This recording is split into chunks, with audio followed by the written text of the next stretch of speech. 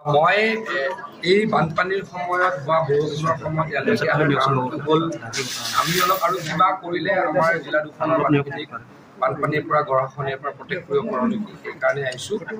আৰু সকলোখিনি MSC আৰু ডিপাৰ্টমেণ্টৰ অফিচাৰসকলৰ লগত কথা পাতিলোঁ।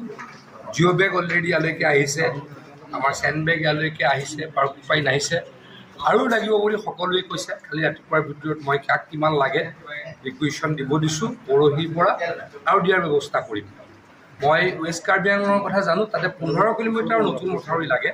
সেইখিনি হৈ গ'লে আমাৰ ৱেষ্ট কাৰ্বি আংলং জিলাখন বানপানীমুক্ত হ'ব। সেইখিনি এইবাৰে কৰি দিয়াৰ মই প্ৰতিশ্ৰুতি দিছোঁ। আজি ইয়াতে আহি গম পালোঁ পাৰকোৱা নমাটি এলেকাত আমাৰ এখন নদী আছে, সেইখন উন্মুক্ত। মই আগতে জনা নাছিলোঁ, কোনো পোৱা নাছিলে।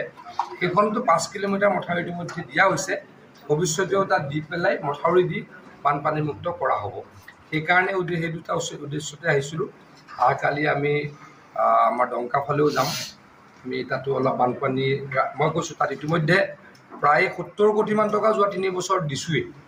বানপানী আচলতে মূল বানপানী হয় আমাৰ বৈঠালাংচু সমষ্টি, আমাৰ বিথুং ৰংখাং এইখিনি জেগাত। তাত আমি প্ৰায়খিনি মথাউৰি বনাইছোঁৱেই। এইবাৰ আকৌ কৈছে যে 15 কিলোমিটাৰ মথাউৰি মাৰিব লাগে। সেইখিনি মাৰিলে মোটামুটি যদি মথাউৰি নতুনকৈ নাভাঙে তেতিয়াহ'লে আৰু আমাৰ পশ্চিম কাৰ্বি আংলঙত পানী নহয়। সেইখিনি কৰিবলৈকে প্ৰতিশ্ৰুতি দিছোঁ, আৰু সেই কথাখিনি পাতিবলৈকে আজি ইয়ালৈকে আহিলোঁ।